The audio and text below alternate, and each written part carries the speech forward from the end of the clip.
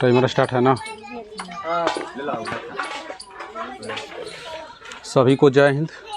उम्मीद करता हूँ सभी स्वस्थ होंगे, मस्त होंगे। तो आप सभी का स्वागत है हमारे यूट्यूब चैनल FCC गुरुकुल में। जैसा कि हम बताए थे कि पिछला क्लास में लेक्चर नंबर 3 का चर्चा किए थे, और आप सभी को मालूम होगा कि हम साइंस के जो फिजिक्स है ना, बोर्ड एग्ज़ाम के लिए फिजिक्स स्टार्ट किए हैं। और फिजिक्स में चैप्टर नंबर 1 तो बताए थे कि अभी अपलोड नहीं किए हैं, लेकिन फिजिक्स को हम लेक्चर वाइज क्या कर रहे हैं, क्लियर करके अपलोड कर रहे हैं यूट्यूब पे। आप सभी को पिछले लेक्चर से मालूम होगा। तो हमने चैप्टर नंबर 2 स्टार्ट किया था, प्रकाश का अपवर्तन, जिसमें मैंने उसके 3 लेक्चर ऑलरेडी दे दिए हैं। तो आज लेक्चर नंबर 4 होने वाला है।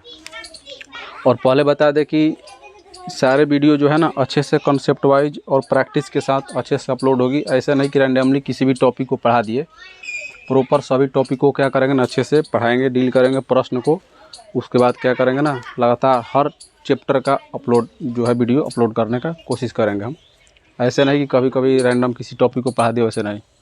और जैसा कि बच्चों को यूट्यूब पे रहता है कि हमेशा कि PDF मिलेगा या नहीं मिलेगा, तो मैं बता दूं कि PDF जो है हम वीडियो का अंत में बताते हैं, लेकिन पहले ही मैंने यहाँ पर लिख रखा है कि PDF के लिए जो है ना, इस नंबर पर व्हाट्सएप पर हाई लिख करके मैसेज करना है। जितना पीछे का जो पढ़ाया हुआ है इसे डेली दे देंगे, जितना आज पढ़ाएंगे उसका आज अपलोड कर देंगे। इसे बस मैसेज करना है टाइप हाई करके। अभी जो है ना टेलीग्राम चैनल उतना जो है ना बना नहीं है, तो इसी नंबर पर अभी मिल जाएगा 72 56 91 56 24 पे। तो नोट्स ऑनलाइन क्लास के दौरान ज़्यादा बनाने की कोशिश मत करना। हाँ, हम जब न्यूमेरिकल कराएंगे, कुछ आंकिक प्रश्न कराएंगे या प्रश्न कराएंगे, तो उस समय कॉपी किताब निकाल के रेडी रहना, ताकि हम सॉल्व करें यहाँ पर, तो सॉल्व साथ साथ करो, ताकि वो कॉन्फिडेंस आए ना कि हम इधर सॉल्व करा रहे हैं तुम कुछ कर रहे हो। क्योंकि ऑनलाइन में तो यही दिक्कत है, हम पढ़ा रहे का पता घर पर कैसे देख रहा होगा वीडियो, पैर ऊपर करके के नीचे की क्या, सब कोई ड्रामा करते हैं ऑनलाइन के माध्यम से। तो इसलिए सब जो है कॉपी किताब निकाल के बैठेगा, रेडी रहेगा। हम जैसे ही सवाल करेंगे तो पॉज करके वीडियो को ट्राई करेगा और जवाब देगा कमेंट बॉक्स में उस प्रश्न का उत्तर। तो बिना देर के शुरू करते हैं, बीच बीच में बातें होती रहेगी। चैनल का हमारा नाम ये है, बता दिए। चैनल को सब्सक्राइब कर लेना ज़रूर, ताकि नए वीडियो अपलोड हो तो नोटिफिकेशन आसानी से मिल जाए, तुरंत मिल जाए। तो हम देख रहे थे कल न्यूमेरिकल कुछ। अच्छा, एक बार थोड़ा सा रिवीजन करा देते हैं, क्या क्या हमने अभी तक पढ़ लिया है, ज़रा उसको देख लेते हैं। जैसे कि मैं हर वीडियो में बताता हूँ कि पढ़ाता हूँ, थोड़ा पीछे थोड़ा एक बार उसको रिवीजन डाल लेते हैं, एक नज़र डाल लेते हैं रिवीजन पे, ताकि मालूम चलिए क्या क्या हम अभी तक पढ़ चुके हैं। तो बताओ, पहला हमने क्या पढ़ा, अपवर्तन। अच्छा, चैप्टर नंबर 2 है ना, चैप्टर यहाँ पर नाम लिख दो, अध्याय नंबर 2, प्रकाश का अपवर्तन। यही है ना चैप्टर का नाम, प्रकाश का अपवर्तन। तो इसमें हमने भी पढ़ा था प्रकाश का, इधर आ रहा है वीडियो पूरा ना, प्रकाश का अपवर्तन। प्रकाश का अपवर्तन बता दिया था क्या है, ख़त्म किया था। दूसरा इसी में बताया था कि अपवर्तन का मूल कारण क्या है, बताया था। और इसी में इसका दिया था मैंने उदाहरण, विशेषता लिखा था, विशेषताएं बता दिया था। विशेषता ये मैंने भाई पिछले वीडियो में क्या कर दिया था, इसकी चर्चा कर दिया था।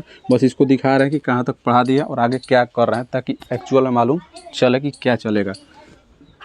और विशेषता उसके बाद शर्तें इसकी बता दिया था मैंने।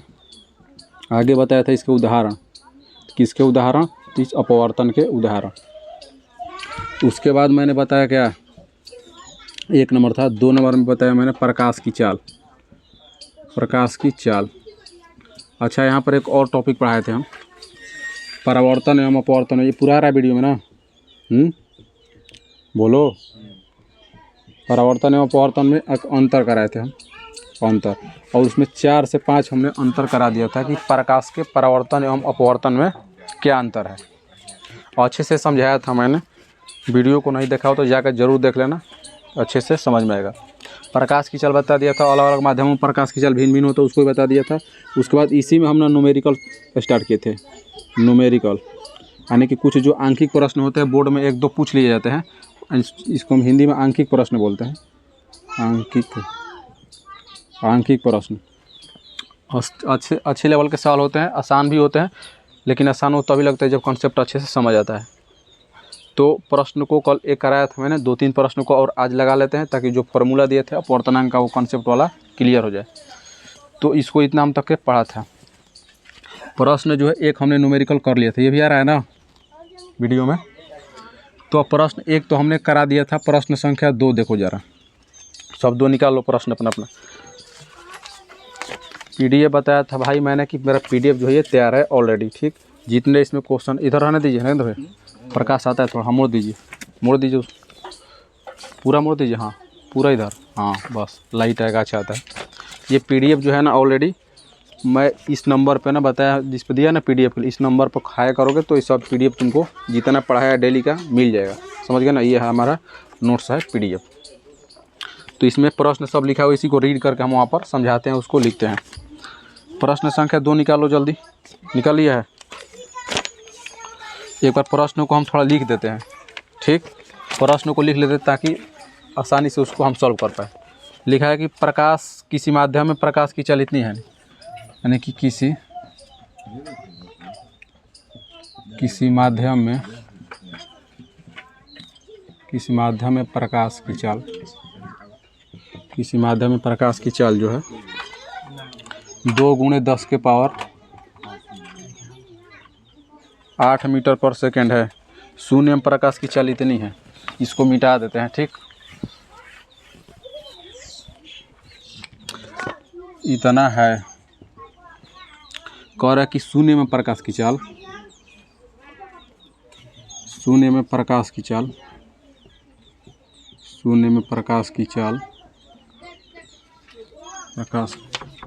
प्रकाश की चाल 3 × 10 के पावर 8 मीटर पर सेकेंड है, यही ना दिया है, सेकेंड है।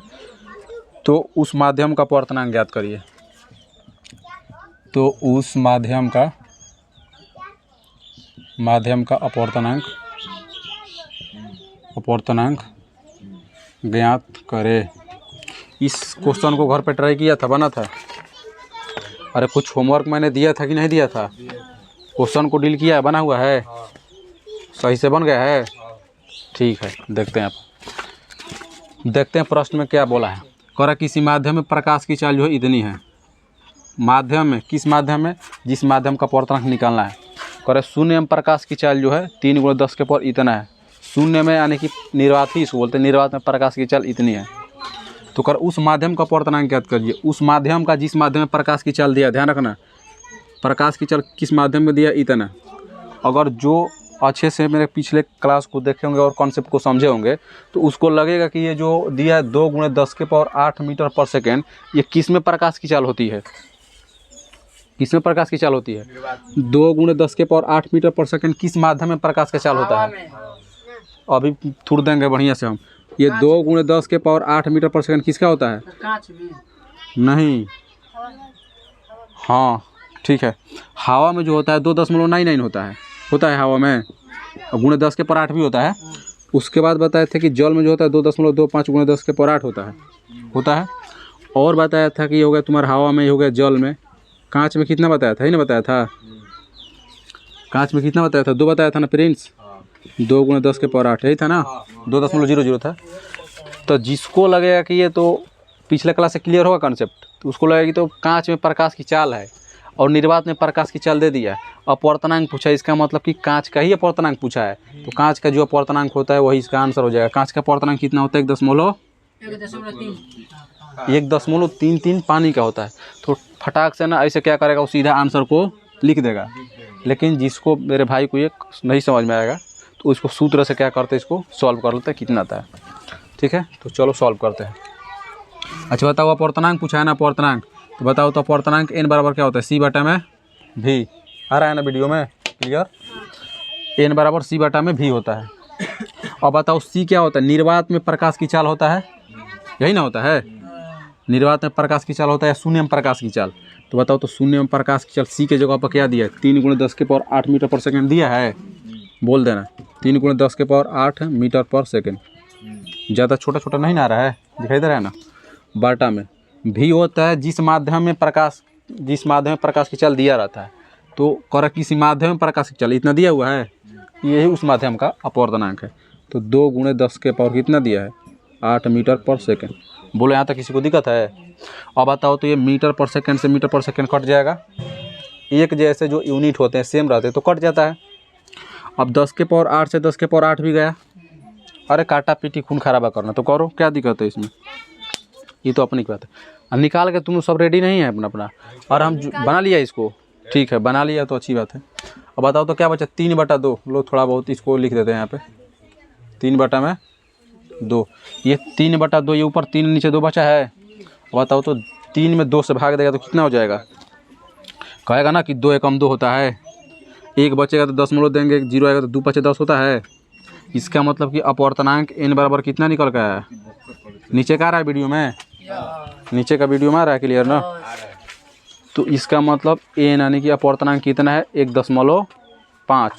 यहाँ तक सभी को क्लियर है? अरे सवाल बना, अपवर्तनांक 1.5 आ गया n बराबर। चलो प्रश्न संख्या दूसरा देखते हैं, इसको मिटा दे।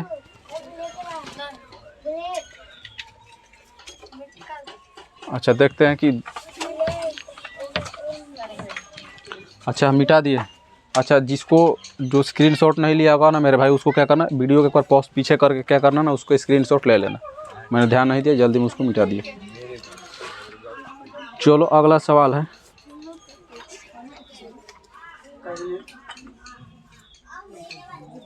चलो अगला सवाल करें, किसी माध्यम का अपवर्तनांक इतना दिया हुआ, सबको मिटाना पड़ेगा।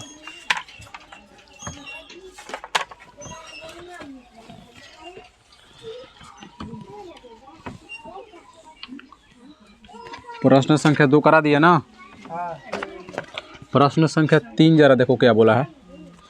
3 बोला कि किसी माध्यम का अपवर्तनांक दिया है ऑलरेडी, क्या करा किसी माध्यम का अपवर्तनांक, किसी माध्यम का अपवर्तनांक जो है, अपवर्तनांक जो दिया है कितना दिया है 2.42 आ रहा है, ज़्यादा छोटा नहीं ना आ रहा वीडियो में, 2.42 है, 42 है। कह रहा है कि शून्य में प्रकाश की चाल दिया हुआ है, कह रहा है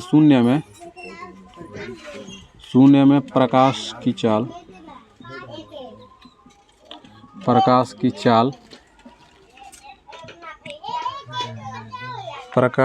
शून्य में प्रकाश की चाल जो अच्छा दिया है इसको 3 × 10 के पावर 8 मीटर पर सेकेंड। तो बोला है तो उस माध्यम में प्रकाश की चाल ज्ञात करिए। तो उस माध्यम में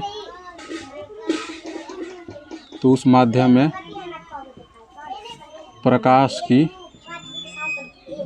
चाल ज्ञात करें। ऑनलाइन वाले जितने भी है जरा सुन लो, राइटिंग जो है सोचो कि अच्छा नहीं लिखा है, दिखाई नहीं दे रहा है स्पष्ट, तो स्पीड में लिखने पर ये ना थोड़ा गड़बड़ हो जाता है, क्योंकि सीट है ना, तो फिर अच्छा से लिखेंगे तो समय ज़्यादा कील होगा, इसीलिए थोड़ा स्पीड में लिख लेते हैं। राइटिंग में ज़्यादा ध्यान मत देना कि कैसा है कैसा, बस इतना राइटिंग लिखो कि बस समझ में आ जाए और प्रश्न सॉल्व हो जाए बस। अच्छा क्या पूछा है, प्रकाश की चाल ज्ञात करिए, यही ना पूछा है, तो ज़रा ध्यान दो।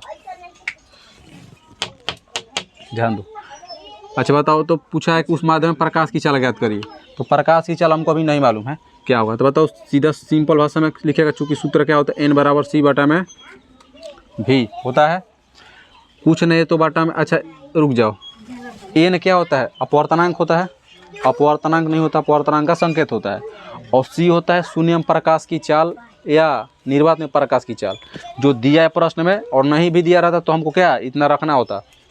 और भी होता है जिस माध्यम का अपवर्तनांक निकल रहा है ना, उस माध्यम में प्रकाश की चाल भी, तो उस माध्यम में प्रकाश की चाल ज्ञात कर। इसका मतलब प्रकाश की चाल को किसे लिखते हैं, उस माध्यम में प्रकाश की चाल।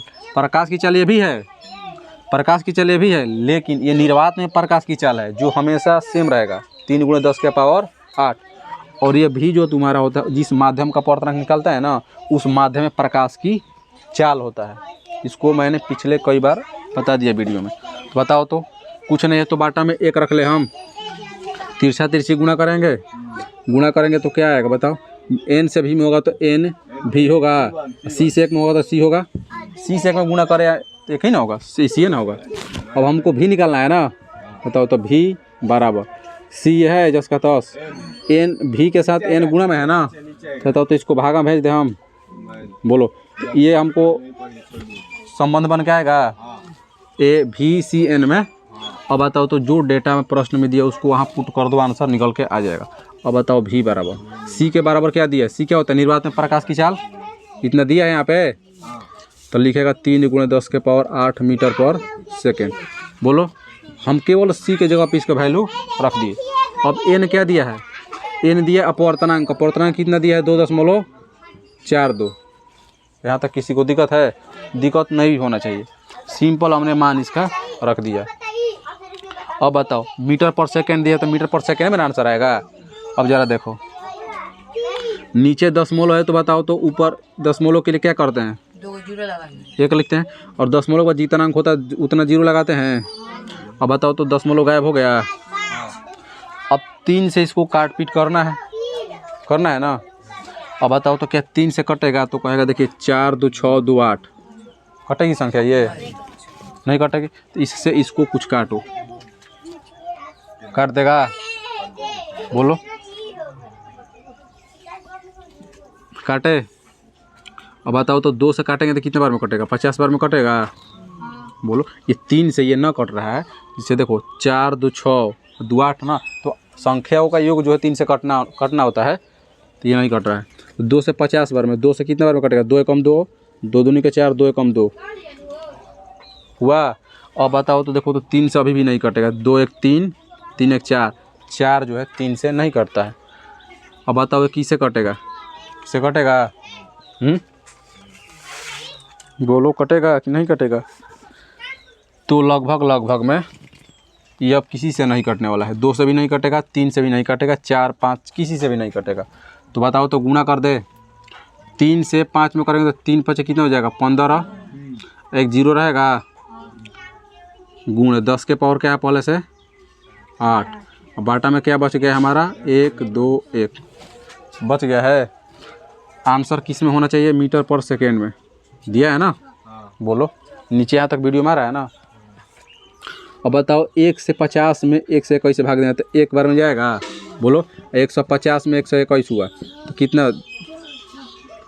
तो 10 में से गया कितना बचेगा? 9। ये 5 4 बचा है ना, 4 में से 2 गया 2, ये 0, कितना बचा? 2 9 बचा। अब जाएगा 29 में 1 से 21 से भाग नहीं ना लगेगा? सिंपल सी बात, नहीं लगेगा तो दशमलव यहाँ पर देगा, 0 लगाएगा। तो लगभग ये 2 4 बार में इसे करके आ जाता है आंसर। पूरा कैलकुलेशन करोगे तो आएगा, समझिए। 2 बार में ले जाओगे तो कितना हो जाएगा? 2 एकम 2 हो जाएगा, 2 दूनी का 4 हो जाएगा, 2 एकम 2 इतना आता है। 9 में से फिर क्या होगा? 10 में से 2 घटेगा तो 8 बचता है। ये 8 में से 4 गया तो 4 और 2, फिर दशमलव दिया तो 0 उतारेगा। ऐसे 4 बार में करके हो जाता है। जैसे देखो 4 एकम 4 होगा, 4 दूनी का 8। वीडियो में आ रहा है? 480 था यहाँ पे, तो 4 बार में ले जाएंगे। 4 से इसमें गुणा करेंगे ना, तो 4 एकम 4, हाँ क्या हो गया गड़बड़ का? 4 दूनी का 8 करके इसे आएगा, इतना ही आ जाएगा, ठीक है ना। 1.24 × 10 के पावर 8 मीटर पर सेकेंड, समझ गया? यानी कि उस माध्यम में। अच्छा ही बताओ तो 2.4 तो किसका अपवर्तनांक दिया है तुमको? हीरा का दिया है ना, हीरा का। तो हीरा दिया है तो हीरे में प्रकाश की चलाता हो तो इतना होता है कि नहीं होता है? 1.24 × 10 के पावर 8 मीटर पर सेकेंड होता है। बोल दो, यहाँ तक किसी को दिक्कत? अगर जो कैलकुलेशन नहीं करना चाहता है तो उसको अगर ये बातें याद होगी कि ये जो दिया है हीरे का अपवर्तनांक है, निर्वात में प्रकाश की चाल दे दिया है, समझ गया ना, तो वो सीधा बता देता है कि हीरा में प्रकाश की चाल 1.24 × 10 के पावर 8 मीटर पर सेकेंड होता है। समझ गया ना। प्रश्न संख्या 3 को देख लिया, मिटा दे। ऑनलाइन वाला इसको स्क्रीनशॉट ले लेंगे इस सॉल्यूशन का। इसमें भाग देंगे कई सौ 150 से 121 में, तो 1.24 बार में ही कटता है। अप्रॉक्स में थोड़ा बहुत आंसर आता है। तो स्क्रीनशॉट ले लिया होगा, इसको मिटाते हैं।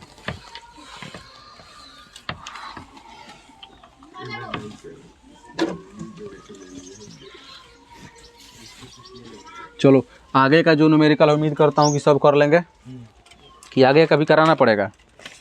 कर लेगा आगे का ना। बोलो, एक सवाल इसमें और दिया हुआ है तुम्हारा।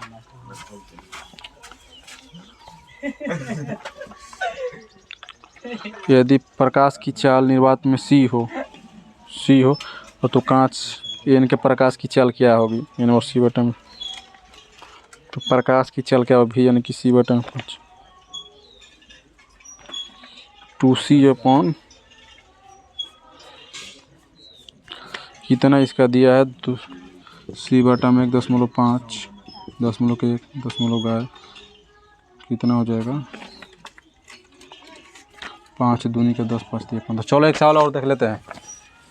सुनो, ये सवाल जो है ना तुम्हारे भारतीय भवन का जो है किताब है ना भारतीय भवन, तो पीछे से जो ऑब्जेक्टिव उसमें दिया रहता है ना, ये उसमें सवाल दिया है। अच्छा सवाल है, इसको थोड़ा डील कर लेते हैं, अच्छे से इसको सॉल्व कर लेते हैं। प्रश्न संख्या 6 है न्यूमेरिकल नंबर। ऐसे टोटल देखेगा तो 5 6 7 8वां सवाल है। ठीक, बोला कि यदि प्रकाश की चाल निर्वात में, यदि प्रकाश की चाल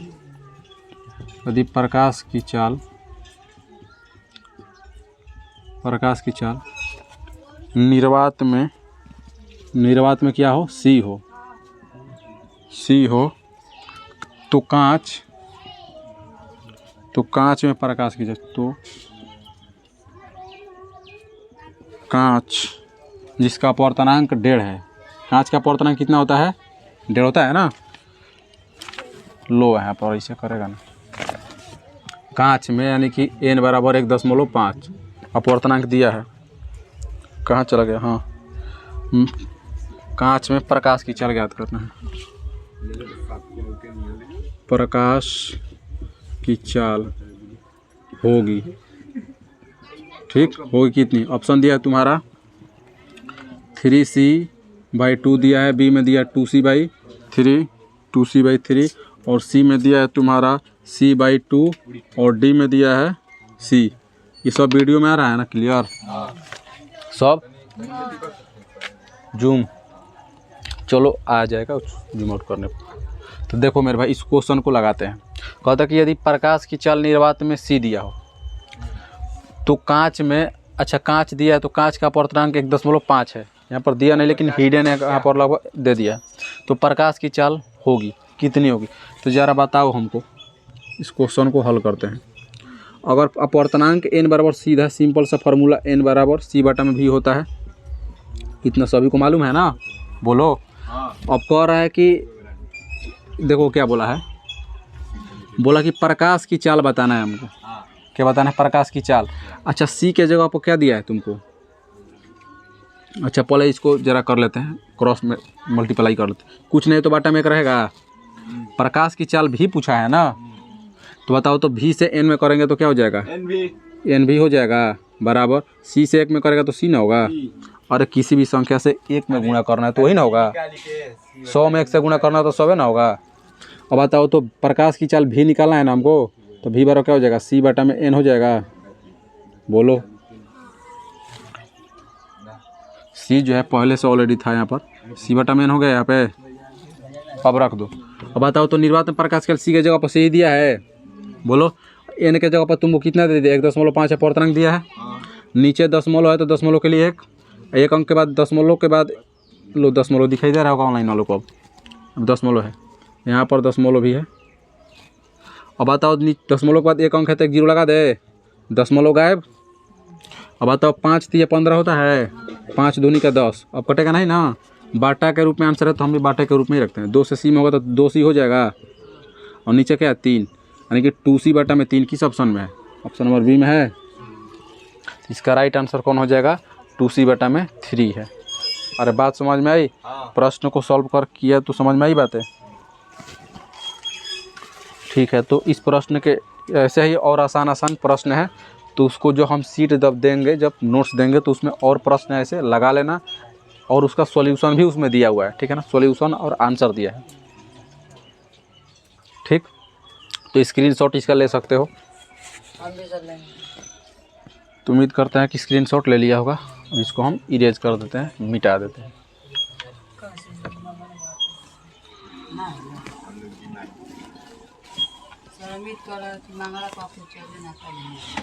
अभी मांगने पर इसलिए नहीं आ रहा है ना, क्योंकि उतना प्रचलित नहीं हुआ है ना, सब्सक्राइबर ही क्या थोड़ा कम है, इसलिए वीडियो का लिंक तुम्हें भेज दिया जाएगा, थोड़ा अपलोड होने दो। देखो अगर भाई कोई ऑनलाइन सोच रहा है कि बोर्ड में तो इतना न्यूमेरिकल पूछता ही नहीं है, देखो मैं इतना इसलिए न्यूमेरिकल नहीं कर रहा हूँ कि तुमको एकदम डीप में पढ़ा रहा हूँ, उतना तो चलेगा, कॉन्सेप्ट को समझाएंगे, लेकिन जो कॉन्सेप्ट है जैसे फार्मूला ये तुम्हारा अपवर्तनांक n वाला था, n बराबर c बटा में भी, इस पर 2-3 न्यूमेरिकल हम करा दे रहे हैं, आंकिक प्रश्न करा देते हैं जो बोर्ड में पूछे गए हैं या दिए हैं किताब में। तो इससे तुम्हारा ये सूत्र जो है ना क्लियर हो जाएगा, कॉन्सेप्ट क्लियर हो जाएगा और आसानी से ऐसे प्रश्न बना भी लोगे और बोर्ड में आएगा तो ही बनेगा और नहीं आएगा तो क्लियर रहेगा ना कॉन्सेप्ट किस प्रकार से इस पर न्यूमेरिकल आते हैं, तो ऐसे उसको सॉल्व करते हैं, इसलिए न्यूमेरिकल करा देते हैं। ठीक, और तुमको लगता है कि न्यूमेरिकल नहीं करना है तो स्किप करके आगे निकल जाओ, थ्योरेटिकल सॉल्व पर ध्यान दो, क्या उसमें कोई दिक्कत नहीं है। तो अब अगला हमारा टॉपिक देखते हैं क्या है। तो अगला हमारा टॉपिक है प्रिज्म। देखो अगला टॉपिक है ये ना। अच्छा, ये टॉपिक नंबर हमारा 3 होने वाला है, क्योंकि पहला प्रकाश का अपवर्तन बता दिए हैं, दूसरा प्रकाश की चाल बता दिए हैं, तीसरा हमारा प्रिज्म होने वाला है। क्या होने वाला है? प्रिज्म। इसको इंग्लिश में भी प्रिज्म ही कहते हैं। क्या कहते हैं? प्रिज्म। देखो प्रिज्म क्या है, सवाल आता है कि प्रिज्म है क्या, प्रिज्म क्या है। सीधा इधर बैठ जा, सबका ध्यान है ना, यहीं पे ध्यान इधर रखो सब। पूछेगा प्रिज्म क्या है। अच्छा, प्रिज्म देखा है कभी जीवन में? नहीं देखा है तो चलो कोई बात नहीं, नोट्स में मेरा प्रिज्म है, उसमें भी नहीं देखा है। अरे नोट्स वो प्रिज्म है बैल कहीं का। देखो प्रिज्म क्या होता है। प्रिज्म जो होता है कांच का, क्या होता है ना, एक कांच तो देखा होगा, कांच या प्लास्टिक का भी होता है, प्लास्टिक कांच तो देखा होगा ना। तो ये जो होता है प्रिज्म जो होता है कांच या प्लास्टिक का क्या होता है, बना हुआ पदार्थ होता है, समझ गया ना, जिसमें 5 आयताकार सतह होती है और लगभग 2 जो होती है। पूछेगा प्रिज्म क्या है तो कहेगा प्रिज्म जो होता है कांच या प्लास्टिक के बने परावर्तक पदार्थ है, परावर्तक सतह वाले पदार्थ होते हैं। जैसे इसमें लिख देते हैं प्रिज्म क्या है, तो लिखेगा प्रिज्म जो है, प्रिज्म कांच या प्लास्टिक का बना हुआ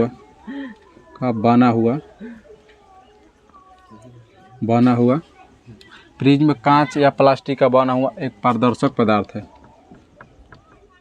पारदर्शक क्या है? पारदर्शक पदार्थ है। सुनो, पूछेगा कि आयताकार सतहों की संख्या, अभी दिखाएंगे हम पिक्चर द्वारा इसको। आयताकार सतह पूछेगा कितनी होती है सतह, आयताकार सतह 5 होती है, और त्रिभुजाकार पूछेगा कितनी होती है, त्रिभुजाकार सतह कितनी होती है, इसमें दिया है त्रिभुजाकार सतह 2 होती है। कितनी होती है? 2। सुनो, कह रहा है कि प्रिज्म जो है कांच या प्लास्टिक का बना हुआ एक पारदर्शक पदार्थ है। पारदर्शक का मतलब पीछे क्लास में बताया था चैप्टर 1 में ना, पारदर्शी पदार्थ, अपारदर्शी पदार्थ। पारदर्शक पदार्थ का मेरे भाई मतलब ये होता है कि उससे प्रकाश की किरणें जब जाएगी तो हम उससे आसानी से आर पार देख सकते हैं, यानी कि ये जो होता है कांच का होता है, इससे आर पार हम देख सकते हैं। सुन रहा है पीछे? तो कांच का क्या है? कांच या प्लास्टिक का बना हुआ एक पदार्थ होता है। ऑब्जेक्टिव में तुम्हारे बोर्ड में एक बहुत अच्छा सवाल पूछा, ध्यान देना। पूछा है कि प्रिज्म बनाए जाते हैं, उसमें दिया है मिट्टी के, लोहा के, ग्लास के, कांच के, ऐसे दिया है। तो कांच या प्लास्टिक का टिक करेगा उस पर। सुना है ना, मिट्टी का नहीं, हमको लगता है इस साल भी आया था 2026 में। कह देगा प्रिज्म कांच या प्लास्टिक का बना हुआ क्या होता है? पारदर्शक पदार्थ होता है, जिसमें आयताकार सतह 5 होती है और त्रिभुजाकार 2 होती है। अब दिखाते हैं इसको कैसे ये रूप में होता है। आयताकार सतह 5 होती है ना, और त्रिभुजाकार 2, तो इसको ज़रा डायग्राम से बनाते हैं। देखो आयताकार बोला था, पहले आयताकार इसको बना, त्रिभुज बनाएंगे, प्रिज्म होता है त्रिभुजाकार। देखो ये भी तो क्या है, एक प्रकार से देखा तो त्रिभुज ही है, त्रिभुज एक प्रकार से प्रिज्म है। इसकी बनावट थोड़ा होती है ना आयताकार टाइप के, उसी को दिखाते हैं किस प्रकार से रियल में होती है। तो ये होगा तुम्हारा, यहाँ तक आ रहा है वीडियो में क्लियर? हाँ। बोल देना।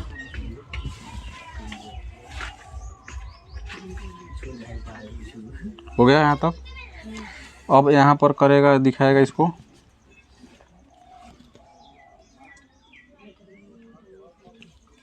देखा ना, हम जैसे जैसे डायग्राम बना है, तुम भी अगर प्रिज्म में आ गया एग्जाम में तो ऐसा ही लिखेगा। आयताकार बताओ तो है कि नहीं है? आयताकार में आमने सामने की भुजाएं क्या होती है? ये दोनों भुजाएं क्या होगी? बराबर होगी। ये दोनों बराबर होगी। तो हम गणित नहीं पढ़ रहे हैं, बराबर नहीं दिखाएंगे यहाँ पे, ठीक। हम पढ़ रहे हैं साइंस, फिजिक्स। और बताओ, आयताकार बना दिया मैंने। अब त्रिभुजाकार कितनी सतह दिखाना, दोनों, तो उसको बनाते हैं, देखो दिखाते हैं। जैसे इसमें तुम्हारे दिया हुआ है, यहाँ से एक रेखा की कल्पना इधर करो, हो गया।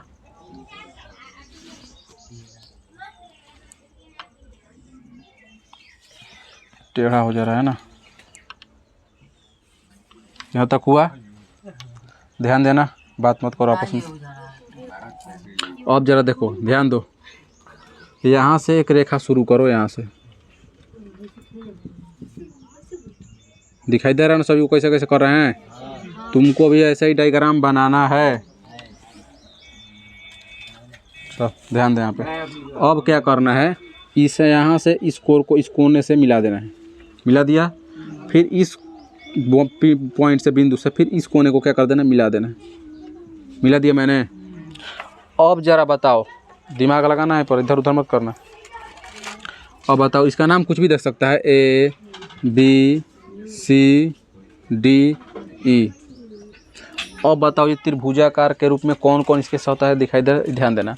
कह रहा है कि प्रिज्म में कांच या प्लास्टिक का पारदर्शक बना हुआ पारदर्शक पदार्थ होता है ना। पारदर्शक मतलब आर पार दिखाई देने वाला कांच का होता है। अब बताओ तो ये देखो, ध्यान से देखना। ये आयताकार है तो पहला सतह ये हो गया। अरे सतह का मतलब इसे मान लो कि बाहरी सतह ये ना हुआ, जिससे ये आयताकार है। तो एक सतह ये हो गया, 2, ये 3, ये 4 हो गया ना। सतह मतलब उसका बाहरी वाला किनारा, एक प्रकार समझो, वही ना। अब बताओ जरा, पहला सतह, ये दूसरा सतह हुआ, ध्यान दो। अब बताओ तो जरा, क्या ये तीसरा सतह हो गया, ये चौथा सतह हो गया। कितना आयताकार सतह बोला है? 5। हमारा हुआ कितना? हम फिगर में गिन गिन के दिखा रहे हैं। फोटो में आ रहा है? अच्छा, वीडियो में ना, ठीक है, आ रहा है। अब बताओ जरा, 1 हो गया, ये 2, ये 3, ये 4 हो गया आयताकार सतह। अब बताओ तो देखना बीच में, जिसे मान लो कि ये तुम्हारा आयताकार कोई है, बीच में एक रेखा इसे डॉट डॉट दर्शा देते, भी तो एक सतह बन गया ना अंदर से। तो बताओ तो पांचवा ये सतह बन जाएगा, ये वाला डॉट डॉट से दूर दर्शाए, बोलो। तो क्या इस प्रिज्म में जो इसका आंतरिक भाग हमने बना दिया है, इसमें 5 आयताकार सतह तुमको दिखाई दे रहा है? यहाँ से 5 सतह कौन कौन है दिखाई दिया? हम जब प्रश्न में देंगे क्वेश्चन में ना, आयताकार ऐसे पिक्चर बना के, तो उसमें बताएंगे, पूछ देंगे, यहाँ पर खाली स्थान छोड़ देंगे, पूछेंगे कितनी इसमें सतह है। समझ लिया ना? पहला सतह, दूसरा सतह, तीसरा, चौथा, पांचवा। तुम किसी भी तरह से अपने से नंबर दे सकते हो, ये हमने दिखाने के लिए अपने तरीके से किया। अब बोला त्रिभुजाकार सतह कितनी होती है? त्रिभुजाकार, तो बताओ तो यहाँ पर ध्यान से देखना जरा। ये जो है, इस भाग को देखना। अच्छा, लाल कलम है ना, लाल कलम जरा ध्यान दो। ये बताओ तो ये वाला आकृति तुमको दिखाई दे रहा है? ये वाला आकृति, ये आधार हो जाएगा, और ऐसे है ना, ये वाला ऊपर वाला भाग हो गया, नीचे का बेस हो गया ये। तो बताओ तो त्रिभुजाकार एगो पहला आकृति है। बताओ तो ये भी देखो तो ये त्रिभुजाकार आकृति नहीं बन रहा है। ये ध्यान दो, वीडियो उसमें कह दे रहा है, ये वाला ऑनलाइन वाला भाई देखो, ये दिखाई दे रहा है अच्छा से। ये 1 है और ये 2, तो क्या त्रिभुजाकार 2 आकृति है? त्रिभुजाकार सतहों की संख्या 2 होती है। एक सतह ये हो गया और एक सतह इसका ये हो गया। अब बताओ, क्या प्रिज्म के सतह समझे? आयताकार पूछेगा सतहों की संख्या तो 5, और त्रिभुजाकार 2, उसको हम प्रिज्म कहते हैं। और प्रिज्म जो होता है, ये कांच या प्लास्टिक का परावर्तक पदार्थ होता है, पारदर्शक। हाँ, पूछा है प्रिज्म क्या है, एग्जाम में आया हुआ है, ठीक। कुल सतह पूछेगा तो कितना बताएगा? अच्छा, इसमें क्या किया?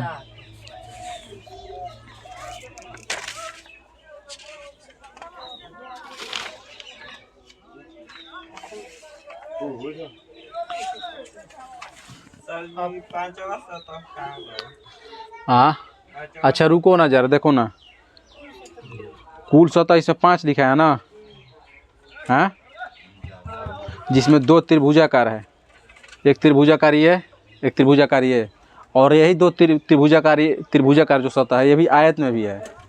नहीं, आयत में तो ये वाला है केवल, आयत में ये वाला है, हाँ दोनों है, ठीक है। ये दोनों वाला ये भी है। अच्छा पाँचवा सतह एक प्रकार से देखा जाए। अच्छा इसको मिटाते हैं हम संख्या को, रुक जाओ फिर से दिखाने के लिए, ठीक। संख्या को हम मिटाते हैं फिर से दिखाने के लिए, रुक जाओ। अच्छा आयताकार वाला दिखाना हो तो आयताकार बताओ। तो ये पहला है आयत का पहला सतह, ये दूसरा आमने सामने लिख रहा है ताकि आसानी हो। दूसरा है इधर से ये दिखाई दे रहा है, इधर से ये दिखाई दे रहा है, बोलो 1 2 3 इधर दे दो चाहे 3 इधर दो, कहीं भी चलेगा। 3 4, 4 को सतह दिखाई दिया, बोलो। अच्छा जो 4 को आयताकार सतह दिखाई दे रहा है, ये सतह चौथा जो है तो त्रिभुज का भी सतह है, तो है सतह तो है ना, समझे। मतलब ये आयताकार का सतह तो है 4, लेकिन इस त्रिभुज का भी है, उसी में जुड़ाएगा। अब बताओ त्रिभुज का तो ऐसे अलग से दिखाया है तुमको हम। अब बताओ तो 1 2 3 4 हुआ, ये पांचवा सतह तुम्हारा हो गया। अच्छा चलो तुमको लग रहा है कि पांचवा सतह ये नहीं है, तो फिर इसी को 3 जो है 3 आयताकार जो ये जो आयत का ये आ रहा है, तो त्रिभुज का भी तो सतह हुआ। अगर तुम कह रहा कि आयताकार 3, तो चलो आयताकार 3 ही रख लो। आयताकार अच्छा कुल कहा है कि 5 सतह है ना, 2 त्रिभुजाकार और 3 आयताकार है ना, बोला है। तो 1 2 इसको 3 लो, क्योंकि अब त्रिभुजाकार कहेगा तो त्रिभुजाकार यही ना सतह, त्रिभुजाकार वाला त्रिभुजाकार 1 और ये 2। अगर तुमको त्रिभुजे में सब देखा, एक प्रकार से देखा जाए तो ये सतह ये अंदर से है, दिखाई नहीं दे, काल्पनिक है, तो ऐसे समझ लिया। चलो तो इसका मतलब आयताकार सतह 5 लिखना हमको ठीक नहीं है, 3 लिखना होगा। कितना लिखना होगा? 3। और कुल सतह लिखना होगा कितना? 5। अब 5 में से 3 कितना हो जाएगा? आयताकार वाला, और 2 जो हो जाएगा त्रिभुजाकार वाला। बात समझ में आ रही है? मिटा दे इसको। देखो त्रिभुजाकार वाला ये 1 है, चाहे 2 एक यहाँ पर लिखे हैं तो ये दूसरा, पहला लिखेंगे तो ये दूसरा, ये वाला, ठीक। तो आयताकार समझ लिया होगा इस प्रिज्म के बारे में। इसका डेफिनेशन ही पूछता है ज़्यादा और इसमें करता नहीं। आज जिसको कुछ नहीं समझ में आया वो ऐसे याद रखना, सीधा ऐसे प्रिज्माकार ऐसे त्रिभुजाकार होता है। उस पर पढ़ाते हैं ना तो वीडियो को क्या करते हैं, उसमें पिक द्वारा दिखाते कि कैसे प्रकाश की किरण उसमें गुजरती है ना, तो अपवर्तन होता है। और इस प्रकार से अपवर्तन होता है ना, श्वेत किरणों का 7 रंगों में विभक्त हो जाती है। वीडियो में खैर दिखाएंगे आगे। चलो इसको समझ लिया ना इतना ना, बस छोटा सा टॉपिक था, इसमें ज़्यादा कुछ नहीं है। विशेषता इसमें लिखा हुआ है, विशेषता देख लेना, ठीक। विशेषता सब इसमें क्या हुआ आगे इसमें लिखा हुआ है, ठीक है। चलो अच्छा विशेषता को एक बार देख ही लेते हैं। विशेषता क्या लिखा है इसमें? विशेषता के रूप में इसमें कहा है कि इसकी 2 सतह एक दूसरे के साथ कोण बनाती है, अपवर्तक सतह। प्रकाश की प्रिज्म से गुजरती है तो समय तो मुड़ती है। मतलब ये प्रकाश की विशेषता है कि जब जैसे मान लो कि प्रिज्म है, त्रिभुजाकार होती है, तो जब प्रकाश की गुजरेगी नहीं से प्रकाश किरण, तो अपने मूल पथ से क्या होगी? विचलित होती है, मुड़ जाती है, ताकि अपवर्तन का प्रक्रिया होगा ना पालन। क्योंकि दूसरे माध्यम से जब प्रिज्म में कांच में आएगी तो 2 माध्यम हो जाएगा ना, तो अपने मूल पथ से विचलित हो जाती है। इसमें विशेषता लिखा है। प्रिज्म में अपवर्तन कोण के कारण प्रकाश की दिशा बदल जाती है। हाँ आई है जो आपतन कोण अभिलंब की कल्पना करेगा यहीं पर कहीं, तो कुछ क्या हो जाएगा? अच्छा यहाँ पर दर्शाया मैंने, इसमें अभिलंब की दिशा नहीं दर्शाया, छोड़ो। चलो तो याद रखना, प्रिज्म से प्रकाश किरण जब बाहर होती है तो एक माध्यम होती है, जब प्रिज्म में आएगी तो प्रिज्म में क्या होता है? कांच होता है। तो 2 माध्यमों में प्रकाश किरण जाती है तो क्या होता है? सिंपल से होता है, अपवर्तन की प्रक्रिया घटना होता है। तो प्रिज्म द्वारा क्या होता है? अपवर्तन की घटना होता है। इसको भी याद रखना, ठीक। मिटा दे। अब इस प्रिज्म को हम मिटाते हैं 3 नंबर तक। तो उम्मीद करता हूँ प्रिज्म जो है समझ में आ गया होगा।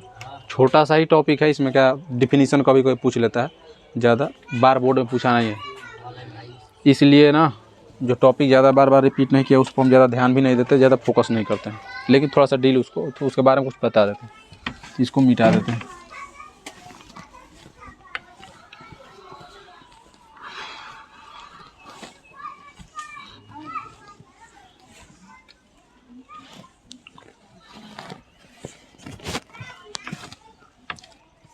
चलो अगला क्या टॉपिक इसमें दिया है? TIR दिया है। TIR उसको बोलते हैं, total internal reflection, reflected ray. कहाँ दिया है? हाँ देखो इसमें लेंस जो दिखा है तुमको, लेंस ना, इसके ऊपर ये वाला आकृति, इसमें देखो श्वेत प्रकाश गुजारा है और देखो प्रकाश की किरण विभक्त हुई है अलग अलग दिशा में, ये होता है प्रकाश है। इसको चैप्टर नंबर 3 में ही पढ़ना है, वायुमंडलीय अपवर्तन वर्ण विक्षेपण जो चैप्टर है ना, उसमें भी ये दिया हुआ है। ठीक, तो इसमें अगला है पूर्ण आंतरिक परावर्तन, टोटल इंटरनल रिफ्लेक्शन। पूर्ण आंतरिक परावर्तन अगला टॉपिक है हमारा, पूर्ण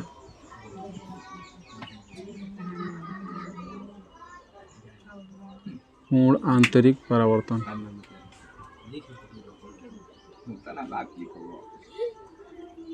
अच्छा सुनो, अब कहेगा ये तो परावर्तन लिखा है तो क्या परावर्तन पढ़ेंगे? नहीं, इस टॉपिक का नाम है पूर्ण आंतरिक परावर्तन, जिसको बोलते हैं TIR बेस्ड।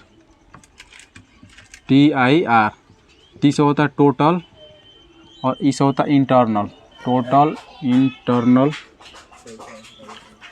इंटरनल और R से होता है रिफ्लेक्शन, यानी कि टोटल इंटरनल रिफ्लेक्शन बोलते हैं TIR, पूर्ण आंतरिक परावर्तन। ये तुम्हारा ये भी सवाल ज़्यादा बार पूछा नहीं है, लेकिन हम इसको थोड़ा सा चर्चा कर लेते, उसके बाद आगे निकल जाएंगे।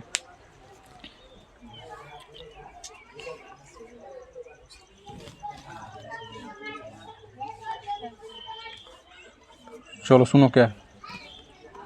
अच्छा ये बताओ तो ज़रा, ये याद है कि भूल गए हो? ये कोई सतह है, इसके ऊपर माध्यम नंबर कितना है? 1, नीचे माध्यम नंबर 2।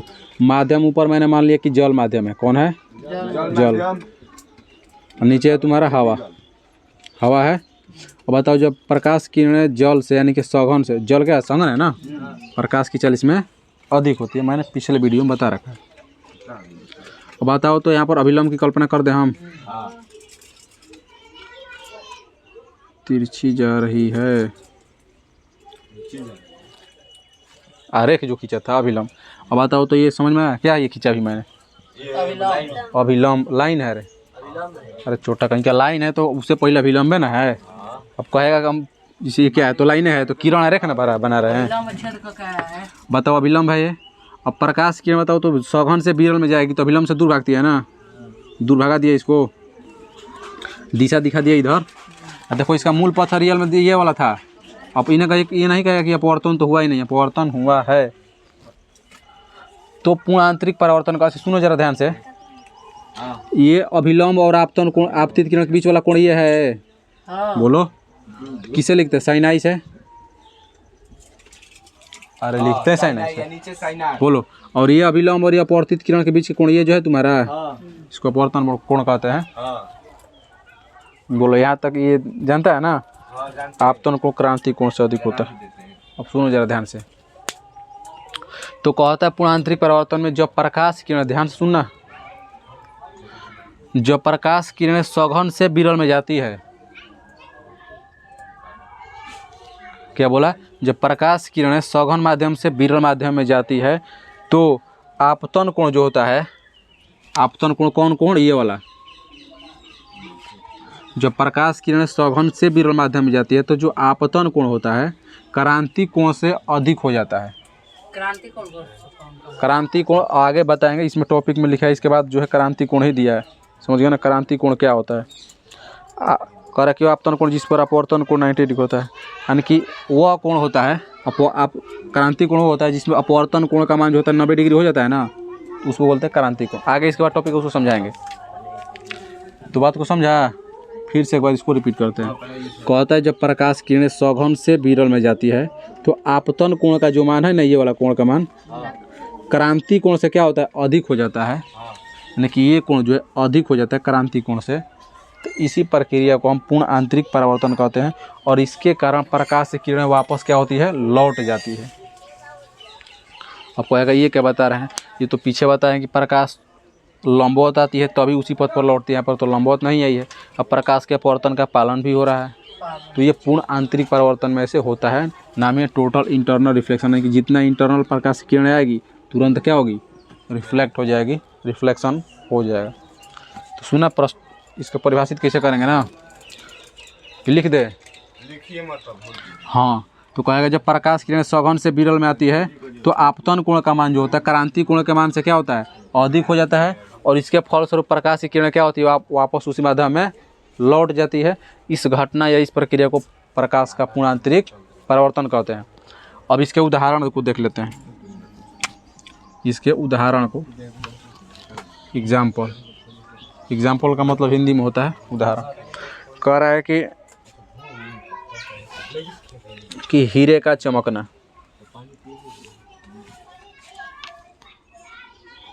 अच्छा, इसमें दिखाया देखो उसमें कि प्रकाश की किरण, इसको मिटा दे। अच्छा, ये पूरा आ रहा है ना, इधर देखो इसमें दिखाया कि प्रकाश की किस में जा रही है, सघन से किस में जा रही है, विरल में ना। सघन से विरल ऐसे लिख दे, बोलो। सघन से विरल में जा रही है, इसका मतलब कहेगा कि कांच से कहाँ जा रही है, हवा में, है ना, तभी ना होगा, क्योंकि कांच सघन है, सघन से विरल में होगा इसे, बोलो। सघन से विरल में जाती उसका ऐसा होगा कृति।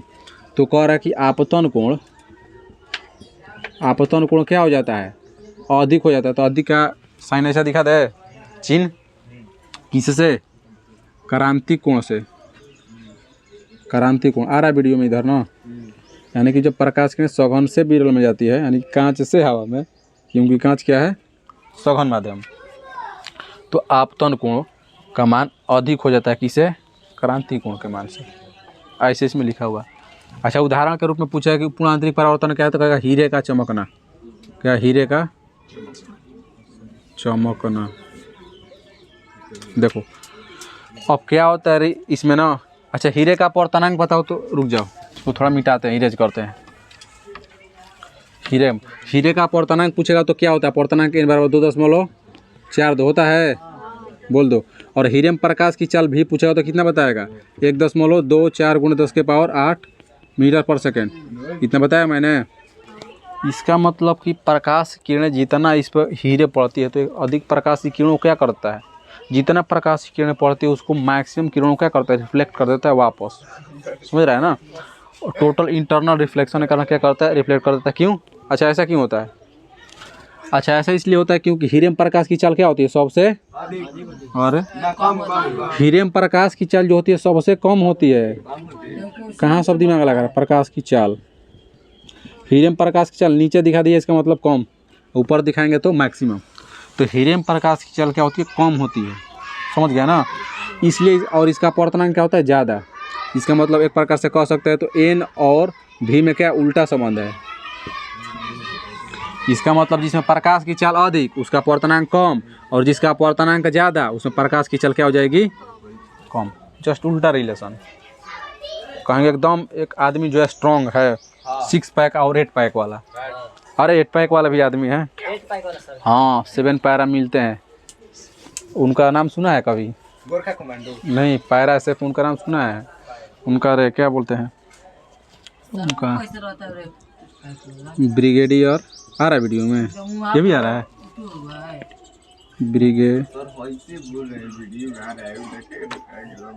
ब्रिगेडियर सौरभ सिंह शेखावत। इनका नाम सुना है कभी, देखा है इंटरव्यू? सौरभ सिंह शेखावत, देखे शेखावत, शायद ये 7 या 21 पैरा है सबके, क्या है पैरा है सबके, बहुत बेहतरीन ये ब्रिगेडियर साहब रह चुके हैं। इनके एक साथी थे, उसमें बता रहे थे कि इंटरव्यू में कि उनके ना, शायद उनका नाम एग्जैक्ट उसमें नहीं बताए थे, तो उनका 6 पैक नहीं, उनका 8 पैक हुआ करता था, और इतने मजबूत होते हैं ना कि मत बताओ, समझ गए ना। अभी देखेगा ना उनका फोटो तो लगे कि नहीं ये जवान है, रियल में जवान है, ये ऑफिसर है आर्मी के। किसका? नहीं, वो नहीं, वो तो है जो 18 मार्च 2026 को जो शहीद हुए थे ना, सीताराम यादव थे, आर्मी के जवान थे, उनका वो शहीद हुए थे, तो उनका फ़ोटो लगा लिया। मान सम्मान है, चाहे आप एक प्रकार सपना होता है कि सेना के जवान को क्या बोलते हैं, वो चीज़ें नहीं मिलेगी तो किसको मिलना चाहिए, समझ गया ना। अब उन लोगों की वजह से क्या है, हम लोग यहाँ पर सुरक्षित है, समझ गया ना। तो वो वहाँ पर है तभी हम यहाँ पर क्या सुरक्षित है, इसलिए उनके लिए हमारे दिल में, दिमाग में, जान में हमेशा उनके लिए क्या है, जो खुशी है चाहे जो स्वागत है हमेशा खुला रहता है, समझ गए ना। कभी भी दिल खोल के स्वागत उनका करना चाहिए और करते भी लोग, ऐसा बात थोड़ी है। अब चंद पुलिस वाले हैं उनका तो क्या जाता है, चंद रुपये और पैसों के लिए अपना, इसलिए देखा नहीं कौन रिस्पेक्ट करता है। किसी भी स्टेट के पुलिस हो, चाहे बिहार का हो, अलग अलग पुलिस हो, कोई उतना देता है। तो ये है बड़ी खतरनाक आदमी, फ़ोटो देखा तो लगेगा कि ये अफसर है आर्मी में। तो सुनो ध्यान से, रुको। तो ये समझ लिया ना कि एन जो होता है भी क्या होता है, इन्वर्सली प्रोपोर्शनल होता है, उल्टा होता है। तो ये प्रकाश की जितने किरणें पड़ता है ना उस पर क्या होता है ना कि ये उतना क्या करता है, रिफ्लेक्ट करता है और अत्यधिक से अधिक क्या होता है, चमकता है। सबसे अधिक चमकने के कारण क्या है, ये मैक्सिमम प्रकाश की किरणों क्या करता है, रिफ्लेक्ट कर देता है। और उसकी पूरी प्रक्रिया क्या होता है उतना डिटेल में जाने वाले हम नहीं हैं। तो पूछेगा हीरे का चमकना क्या है, किसके कारण है, तो क्या पूर्ण आंतरिक परावर्तन के। सुनो ध्यान से, ख़त्म कर रहे हैं तुरंत। अच्छा एक नाम सुना होगा, ये पहला उदाहरण है। दूसरा मृग, अरे नाम सुना मृग। मृग का मतलब क्या होता है, मृग का मतलब होता है हिरण। अरे बैल का छोटा सा भाई, इसका मतलब क्या होता है, हिरण। मरीचिका, मृग मरीचिका का नाम सुना है। देखो क्या होता है इसका समझाते हैं। कभी कभी रेगिस्तान या गर्मी के मौसम में, पूरा जब गर्मी पड़ती है, सभी अप्रैल खत्म, मई शुरू हुआ है, 1 मई को वीडियो चल रहा है, 1 मई 2026 को। तो मृग मरीचिका क्या होता है, रेगिस्तान वाले इलाकों में, सड़क वाले इलाके में जो हाईवे है, दूर से देखेगा तो पूरा धूप लगा रहता है, धूप लगा रहता है। और दूर से देखा तो लग रहा है कि अरे वहाँ सड़क पर पानी है, पानी जैसा दिखाई दिया है। कभी देखा है, नहीं देखा है, अब नहीं देखा है तो रोड पर कभी सुनो। पानी की तरह दिखता है कुछ दूर पे। तो वो क्या होता है ना, TIR पर क्या होता है, बेस्ट होता है। बेस्ट मतलब उस पर आधारित होता है, समझ गया ना। तो रेगिस्तान और सड़क वाले इलाकों पर वैसा दिखाई देगा, दूर से देखा तो लगेगा वहाँ पर पानी है, और वहाँ पर जाएगा तो वहाँ पर पानी है, ये नहीं है। फिर तुमको वहाँ से दिखाई देगा अरे वहाँ पर पानी दिखाई दे रहा है, वहाँ पर जाएगा तो फिर वहाँ पर क्या दिखाई देगा, पानी नहीं है। और इसी प्रकार से ये तो रोड पे हमको है, लेकिन मान के थोड़ा सपोज करो, मान लो कि रेगिस्तान वाला एरिया है, उस पर कहीं हिरण आ गया, तो हिरण में तो रेगिस्तान में समुद्र नदी उदी तो जल्दी दिखाई देता नहीं, पानी का बड़ी किल्लत होता है ना। अब उसको दिखाई दिया कर, उसको भी तो, अच्छा उसका भी तो प्रतिबिंब बनेगा ना, हमारे आँख में बना तो उसका भी आँख में बनेगा। तो क्या करेगा, दौड़ के जाएगा, उसको लगेगा वहाँ पर पानी है, वहाँ पे जाएगा, वहाँ पर पीते हैं पानी, वहाँ पर जाएगा तो पानी है ही नहीं है। फिर आगे दिखाई देगा, फिर वहाँ पर दौड़ेगा, इसी कोशिश करते करते क्या हो जाएगा, पानी के बिना तड़प के क्या होगा, मर जाएगा। मर, इसीलिए उसी का नाम पड़ा मृग मरीचिका, मतलब मरीज की तरह क्या करता है, एक प्रकार से उसको दौड़ के लास्ट में उसकी स्थिति कैसे हो जाती है, मुर्गी की तरह होता है, मरना पड़ता है। तो इसीलिए उसका नाम पड़ा, मृग के नाम पर मृग मरीचिका। मृग बोलते हैं हिरण, समझ गया ना। तो हीरे का चमकना मृग मरीचिका किसका उदाहरण है, तो कहेगा पूर्ण आंतरिक परावर्तन का। इतना समझ लिया। सुन लो, ऑनलाइन वालों डिफिनीसन नहीं लिखे हैं, सब नोट्स में डिफिनीसन लिखा हुआ है, लेक्चर देते हैं, अच्छे से सुनो, कॉन्सेप्ट क्लियर हो जाएगा। PDF तुमको देंगे, इस नंबर पर तुमको बताइए दिए हैं, हाई करके मैसेज करना है, मिल जाएगा। अच्छा से नोट्स बना लेना, घर में बैठ के इत्मीनान से, समझ गए। तो उम्मीद करता हूँ कि इतनी सारी चीज़ें समझ में आ गई होगी। कल अगला हमारा टॉपिक होगा लेंस, अगला टॉपिक पढ़ाएंगे हम लेंस। देखो जो प्रश्न जो है ज़्यादा बोर्ड में एग्जाम में नहीं पूछे गए, उस पर थोड़ा हम कम समय देते हैं, ऐसे आगे निकल जाते हैं, समझ गए ना। पूर्ण आंतरिक परावर्तन पूछा है लेकिन कम। तो इतना सब समझ गए कि पीछे के लेक्चर को जिसने नहीं देखा होगा सब वीडियो देख लेंगे आसानी से। और यदि वीडियो पसंद आया होगा तो वीडियो को लाइक, चैनल को सब्सक्राइब ज़रूर कर लेना, ताकि कोई भी नई वीडियो अपलोड होने पर क्या हो, मैसेज नोटिफिकेशन आसानी से मिल जाए। चैनल को ज़रूर सब्सक्राइब कर लेना, अपने दोस्तों को भी शेयर कर देना। तो आज के लिए इतना ही, मिलेंगे नेक्स्ट क्लास में, तब तक के लिए जय हिंद, जय भारत, वंदे मातरम। गार्डन में शादी ना दिखाई दे, पागल हो गया।